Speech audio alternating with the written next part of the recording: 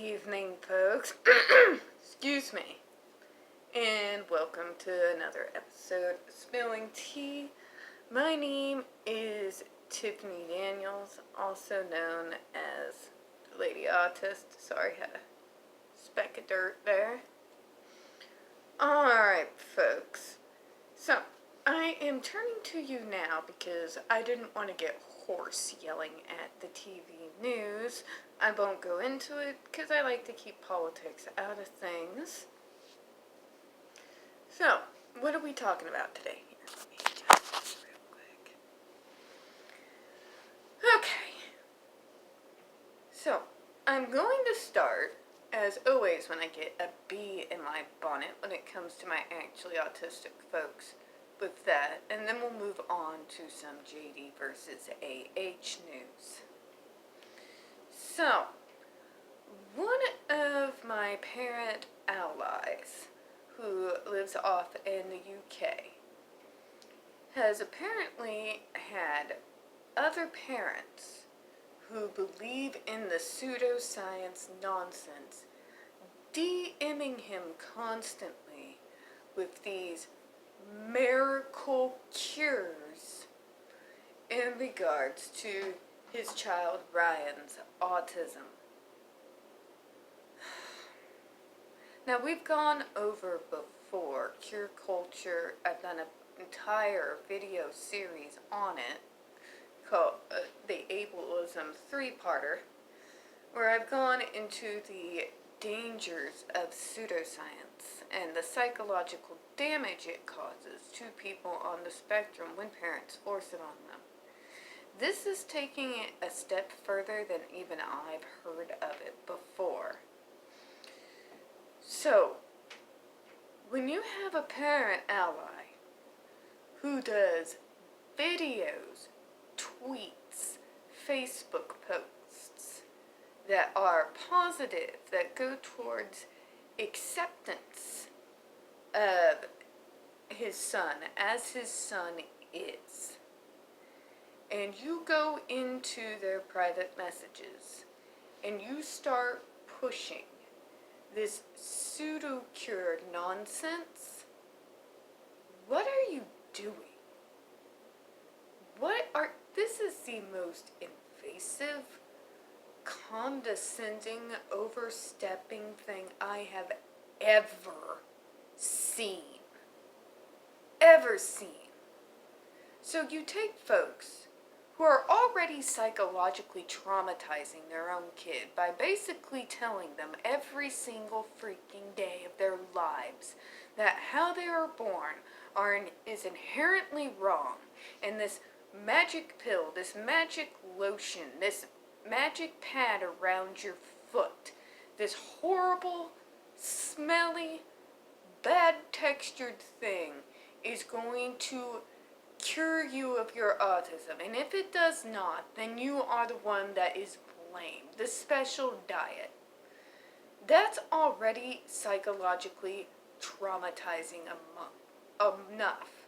Most of these folks have to spend years and years and years rebuilding of their trust of the entire medical community after such damage is done when they become adults, in order for themselves to trust actual, real, scientifically based medicine for when they catch things like corona, like when they catch a flu, or if they break a bone, or something else medically wrong goes on, because they were taught by their parents not to trust anything medically because of the psychological damage of the cures that was forced on them as a child.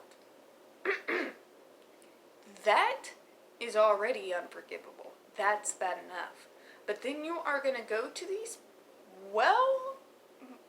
highly intelligent parents who have done their actual research, who follow the science, the real peer-reviewed science.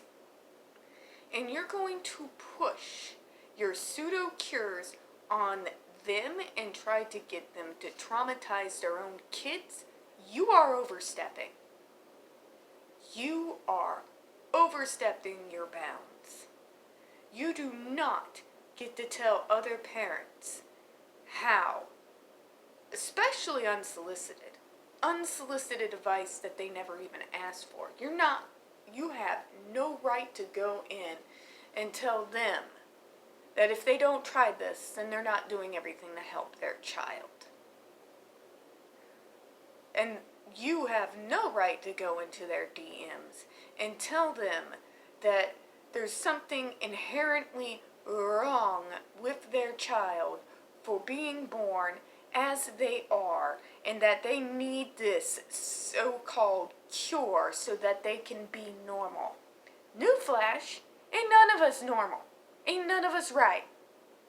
I hate to go Missouri on ya, but ain't none of us right. These are just facts. Ours just happens to have a particular label due to having certain traits that are true across the board.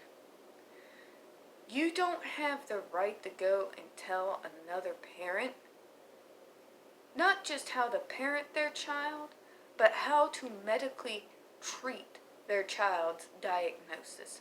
Who do you think you are? You definitely don't have the right to peer pressure them into forcing fake medicine down their kids' throats so that their kids can be just as traumatized as yours.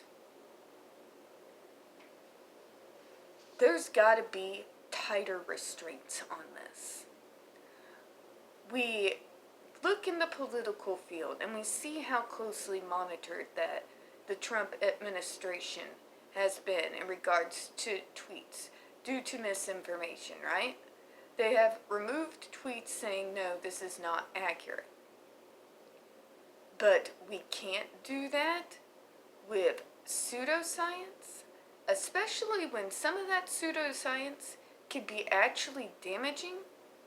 If you rewind back, one of these pseudo cures for autism was having your kids drink bleach. How would you feel if that was one of the requests that was sent to your DM?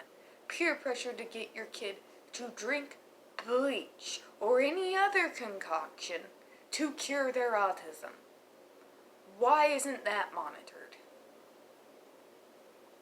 You want to talk about harmful disinformation? That's it.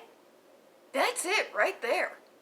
Some of these cures are known to make children sick and have long-lasting effects on their physiology that affect them for the rest of their lives. I know because I've talked to them. You wouldn't believe the numbers. And now, you're going to try to push this on somebody else's kid? Somebody you've never even met. Whose kids you don't even know. Whose medical records, plans, allergies you don't even know.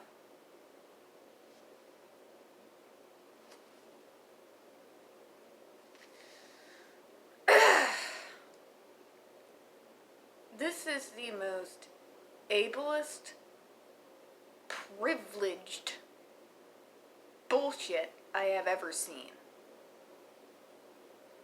And there has got to be more restrictions on social media in regards to pseudoscience. Not just for autistic kids' sake, but across the board in regards to disabilities. Whether it's religious cures, or whether it's actual crap you have to buy. Because that is actually dangerous. That can actually cause physical and psychological harm. Alright, moving on. We're going to talk real quick some JD versus AH move. News. Blah, blah. Sorry, I'm still...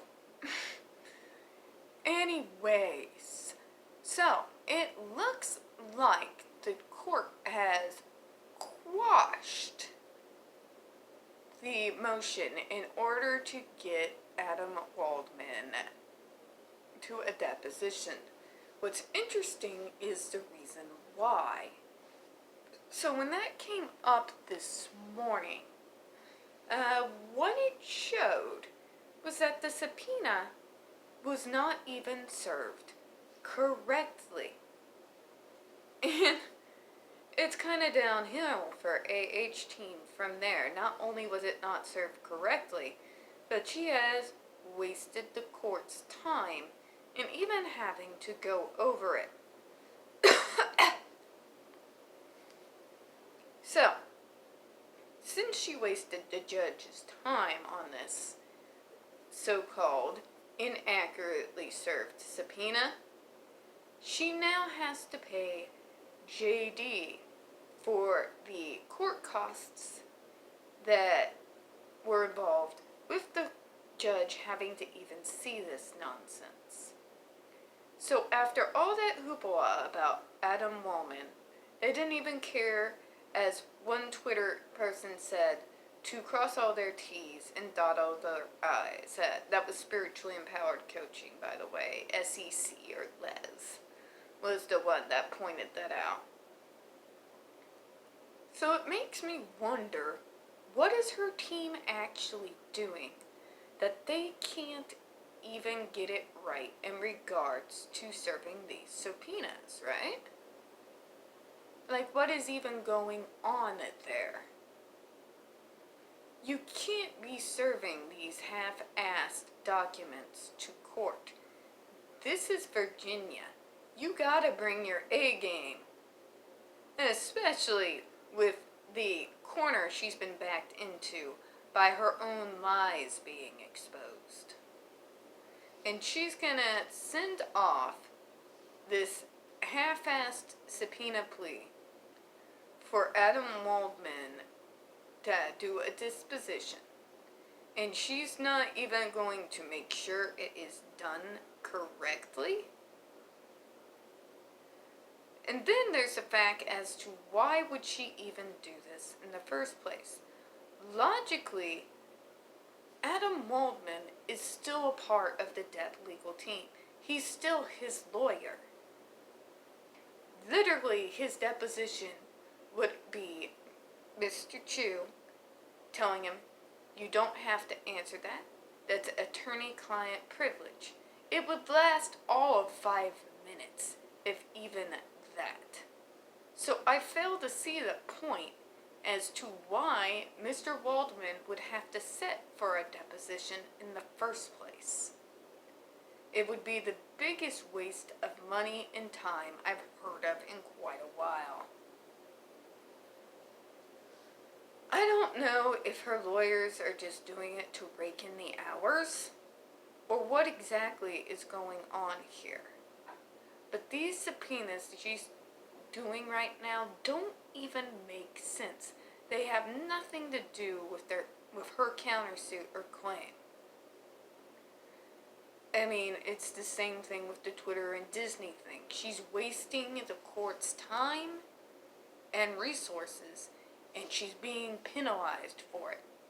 Finally, something she's getting called out for and actually penalized on. I'm happy to see it. So, I wonder just what it is her team is trying to get at by dragging Adam Waldman to a deposition. What is it exactly that they are trying to prove? Most of his communications with Depp are privileged because attorney-client. So exactly what are they trying to get at?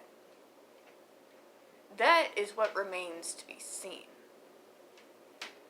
Alright folks, that's all I got for this afternoon. Now, as always, we don't get that many views on this channel. The few views that we do tend to get removed by YouTube. So if you could, please don't forget to hit the like button, hit subscribe, and don't forget to hit the comments. Now, our dear Q on Twitter has been interviewed by Popcorn Planet. They both talked a little bit about the supposed prequel for a new Willy Wonka film. And they also did another vid where he interviewed her in regards to her role as part of the Justice for JD movement. So please pop over to Popcorn Planet and check that out. I do appreciate your time today, and I hope you all have a good one. Bye-bye.